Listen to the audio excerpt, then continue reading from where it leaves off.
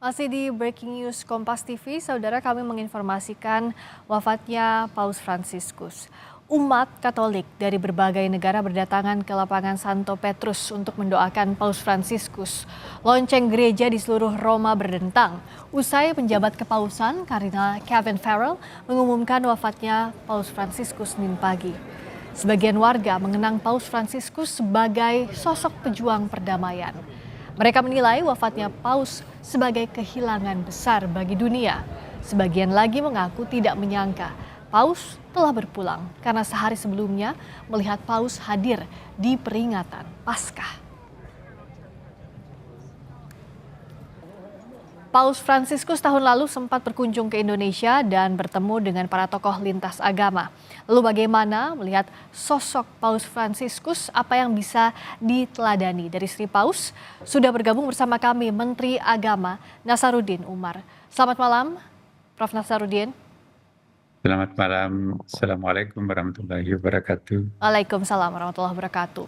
Prof. Nasaruddin, tentu Prof sebagai Menteri Agama dan juga kerabat dari Sri Paus termasuk pihak yang berduka. Bagaimana kesan selama Prof Nasaruddin mengenal Paus Fransiskus? Iya, hari ini sangat menarik ya, karena tadi pagi jam 9 saya menerima utusan Vatikan, utusan Paus membawa surat mengundang saya untuk datang ke Vatikan. Oh, Tapi bulan September saya katakan mudah-mudahan bisa saya berjumpa lagi sahabat saya ya Paus Fransiskus seperti pertemuan kami di Istiqlal. Oh iya, karena sekarang kan getting better ya, makin baik keadaannya, sudah keluar dari rumah sakit. ya, Siangnya mendengarkan laporan seperti ini, saya sangat-sangat kaget, sungguh sangat kaget ya. ya, Seandainya saja di Indonesia kejadiannya pasti saya akan berusaha untuk terbang menjumpainya, tetapi ini karena luar negeri, ya, apalagi kita menjadi pejabat publik ya kan tentu terikat dengan banyak hal termasuk izin dari presiden karena kita kan pembantunya ya. ya, Ya, tapi seperti Paus Yohanes Paulus dulu waktu meninggal saya juga dapat undangan khusus ya, ya, dan saya datang bersama dengan 2 juta orang waktu itu di Vatikan ya, ya, saya nggak tahu juga dapat undangan pada saat itu. ya, Nah, kali ini kaget ya, saya sudah tadi langsung saya kirim berita ya, apresiasi saya selaku pribadi, Menteri Agama maupun Imam Besar Masjid Istiqlal atas kepergian tokoh yang sangat mengagumkan ini, ya. ya. Eh, Jadi banyak mhm, Tentu banyak kesannya ya. Kalau Menteri Prof Nasaruddin Kiai sebagai Menteri Agama juga Imam Besar Masjid Istiqlal, sejak kapan mengenal pribadi Sri Paus? iya kan 3 kali kita, menunggu kedatangannya. Pertama kali itu sebelum Covid, tapi karena ada Covid, ya lewat Covid itu Mhm. baru rencananya akan datang, tapi waktu itu menjelang pemilu lagi kan. Jadi Ya, Vatikan tidak ingin terlibat nanti masalah politik. Jadi akhirnya kita tunggu itu, kemudian baru ketiga kalinya direncanakan, dan di situ kami juga sangat kaget juga ya bahwa permintaan beliau itu banyak, tapi bukan merepotkan, tapi malah justru untuk meringankan. Pertama permintaannya tidak ingin menggunakan mobil mewah.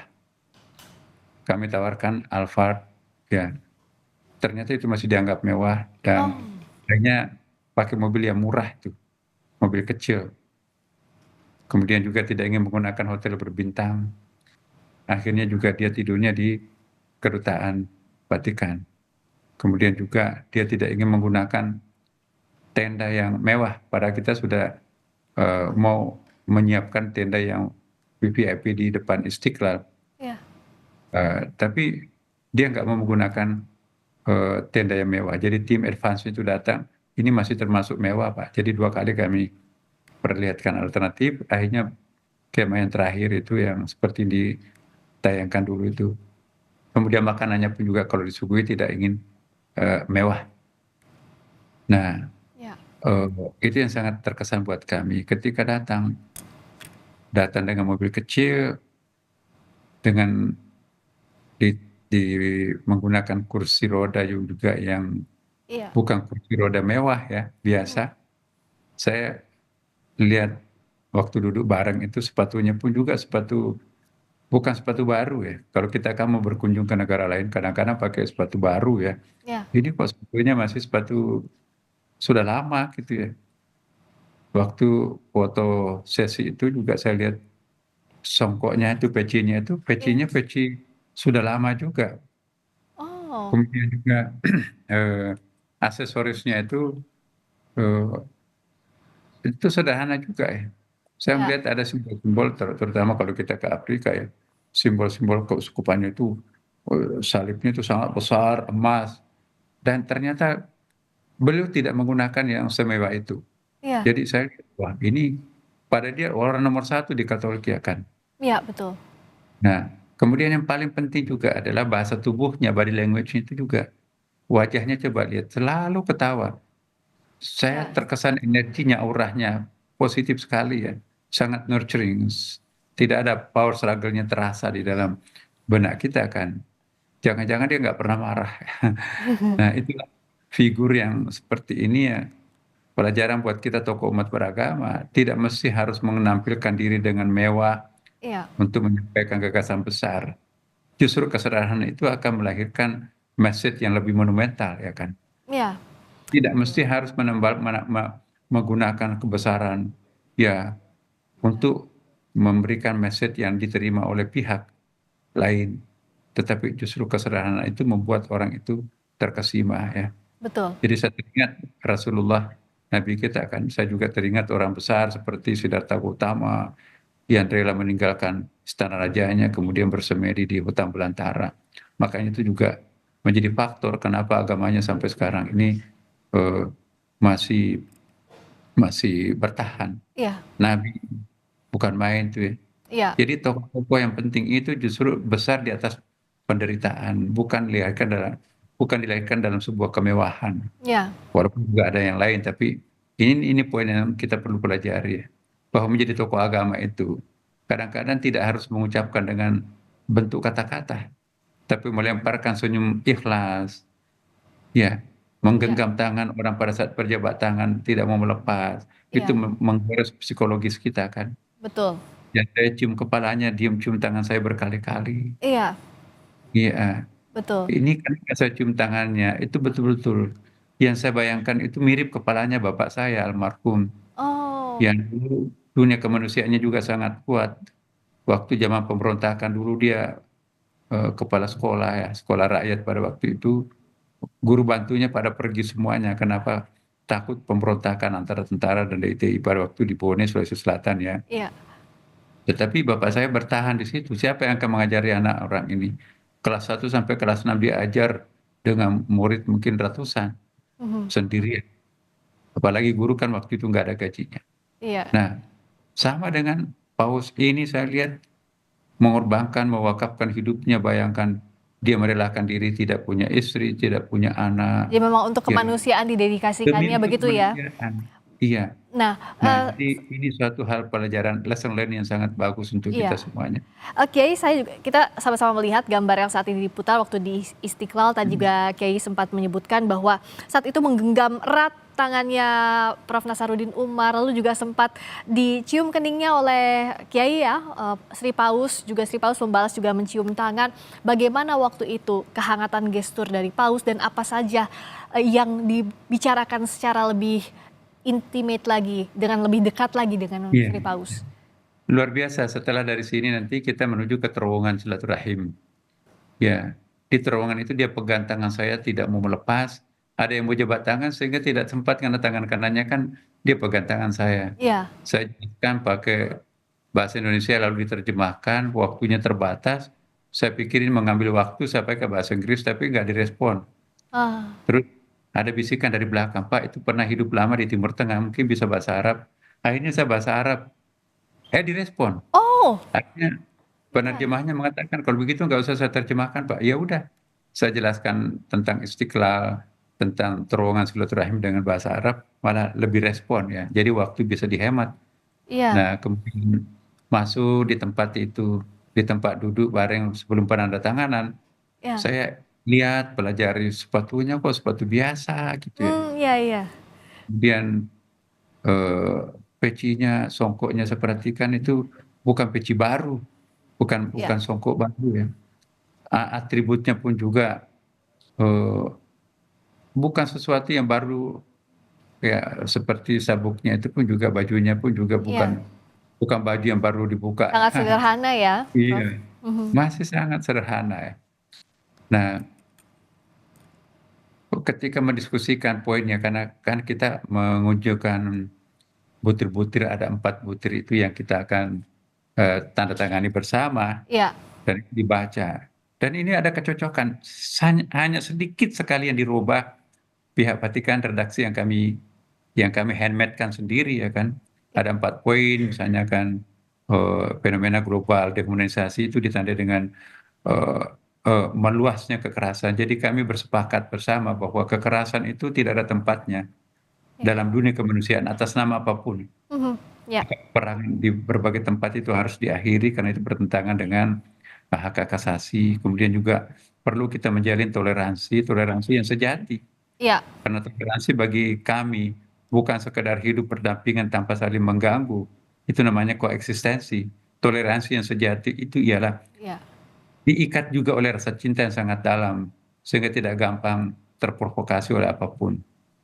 Nah, inilah kali pertama ada sebuah himbauan untuk melestarikan memelihara lingkungan dengan menggunakan bahasa agama secara formal. Kita lihat undang-undang sudah ada tentang pelestarian lingkungan, kemudian climate change bagaimana caranya semua negara itu bersepakat untuk Mhm. melakukan tekanan terhadap masyarakat untuk Iya. safe terhadap planet ini. Tapi itu kelihatannya nggak mempan kan, kerusakan alam jalan terus. Iya. Nah, kami bersepakat berdua, bagaimana menggunakan bahasa agama yang menukik ke dalam hati seseorang bahwa merusak lingkungan itu juga dosa.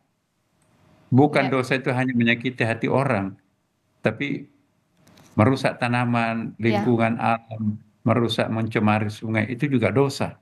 Iya. Nah, sepakat kami dalam diskusi-diskusi kecil itu ya persis sama. Memang kan Iya. Nasrani dengan Yahudi, Islam itu kan sama-sama sebagai Abrahamic religion ya. Iya. Jadi tidak heran kalau persamaannya banyak. Betul. Nah, karena Iya. memang nenek moyangnya sama kan Nabi Ibrahim ya. Iya. Nah, jadi itulah. Dan saya juga sangat tertarik ketika membaca pernyataan persnya di beberapa tempat ya. Salah satu pernyataan beliau bahwa di antara kunjungan kami, lawatan kami, kesan yang paling mendalam itu ketika berkunjung ke Masjid Istiqlal. Ah, Kami bisa berjumpa dengan para tokoh agama dan tanpa ada, perbedaan psikologis ya. iya. Dan mereka juga mengatakan bahwa dari ujung ke ujung ke Indonesia tidak ada sedikit pun gangguan, tidak ada sedikit pun, eee, apa ya, Hambatan ketakutan-ketakutan begitu yang ya? dirasakan. Ya, iya, Iya. dan itulah dia merasa seperti dia merasakan he feel at home in Indonesia. Dia merasa seperti rumahnya sendiri di Indonesia ini. Iya. Nah, saya kira sebagai warga bangsa Indonesia, ya dengan kepergian sahabat kemanusiaan kita ini, patut kita juga mengungkapkan rasa berduka sedalam-dalamnya. Saya selaku pribadi sekali lagi dan Menteri Agama dan Imam Besar, Iya. berkali-kali juga saya menghimbau kepada teman-teman kita semuanya, Iya. agama apapun agamanya, Betul. mari kita saling menghargai, sesama tokoh umat beragama, supaya nanti juga yang lainnya menghargai untuk pimpinan agama yang lain. Nah, Iya. kalau tokoh agama itu kompak, maka insya Allah akan berdampak positif terhadap umatnya, ya kan? Iya, betul. Prof. Nasaruddin Umar, kita juga tahu bicara soal begitu seringnya Sri Paus menggaungkan soal kemanusiaan, berjuang dalam kemanusiaan termasuk masalah Gaza Palestina. Sehari sebelum Sri Paus meninggal, yang digaungkan adalah bagaimana menjaga kemanusiaan, sama-sama melawan, menentang segala hal yang merusak kemanusiaan termasuk perang di Gaza. Bagaimana Prof. Nasaruddin melihat ini? Keaktifan Iya. Sri Paus dalam mendukung kemanusiaan apapun agamanya. Salah satu tokoh agama yang paling sering menyuarakan penghentian perang di Timur Tengah, bahkan pernah juga menyebut kata-kata, Israel agar menghentikan serangannya kepada anak-anak kecil, perempuan, dan orang-orang yang tidak berdaya, itu adalah, eee, Paus ya. Jadi bukan cuma mulutnya tokoh agama Islam melakukan himbauan seperti itu, tapi mulut Paus pun juga berkali-kali mengulangi pernyataannya, menghimbau agar peperangan yang ada di Ukraina dan Rusia dan juga Israel dengan tetangganya itu segera dihentikan. Karena itu tidak ada keuntungannya dari segi kemanusiaan. Ya, saya kira gitu, Mbak. Mhm. Dan bagaimana juga Prof. Nasaruddin melihat kita nilai-nilai yang ada yang sudah disampaikan oleh Sri Paus bisa diterapkan seperti tadi misalnya saat mengunjungi terowongan Istiqlal dan Katedral. Sri Paus dan Prof. Nasaruddin tampak sangat akrab sekali. Nah, apa-apa nilai-nilai yang bisa diadopsi oleh apapun agamanya, toleransi ini tetap dijaga dalam bentuk yang konkret. Iya, saya pribadi juga belajar banyak dari beliau bahwa seorang umat beragama yang ingin berwibawa jangan mendandani dirinya dengan kemewahan, Hmm, karena belum tentu itu diterima oleh hati nurani masyarakat. Justru penampilan yang sederhana itu yang akan melahirkan ketakjuban orang. Jangan membangun ketakjuban melalui kemewahan. Justru ketakjuban itu juga bisa dibangun melalui kesederhanaan. Itu yang poin yang sangat penting. ya, jangan membangun ketakjuban dari kemewahan. Pasca wafatnya Paus Fransiskus, apakah sudah ada komunikasi dengan Uskup Agung Jakarta maupun pihak Vatikan, Pak Menak? Oh iya, sering Pak ya. Jadi dalam forum-forum, misalnya forum di Bali, kami berkomunikasi dengan Vatikan juga. Hmm, Dan forum di Amerika, forum di Mesir, banyak forum yang kami menindaklanjuti deklarasi Istiqlal ini di beberapa ya, negara ya. Dan ini ada jadwal baru lagi ya, yang tapi ya nggak tahu nanti ini karena kita masih akan membicarakan banyak hal ya. tentang kita akan membuat semacam model training ya pada umat kita Hmm, bagaimana melestarikan lingkungan ini dengan menggunakan metode agama gitu ya, bukan menggunakan bahasa politik atau bahasa undang-undang. ya. Dan setelah wafatnya Paus Fransiskus, sudah ada komunikasi lagi dijalin dengan Uskup Agung Jakarta maupun pihak Vatikan? Iya, iya, Ya. itu pasti. Berapa kali saya berjumpa dengan duta Oh, besarnya di sini, kemudian juga di utusannya. Seperti tadi pagi juga, oh, ya, langsung ada Florence juga komunikasi ya berarti ketemu. ya, Iya. Pak Menak ya.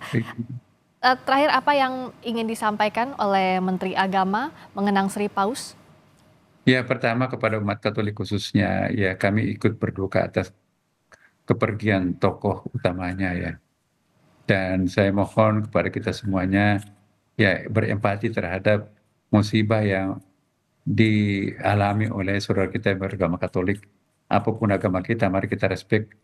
Kemudian yang kedua juga, mari kita mengambil keteladanan daripada poin-poin positif yang ada pada diri Paus ya, Fransiskus. Sekalipun agama kita berbeda, tetapi kan kebenaran itu universal.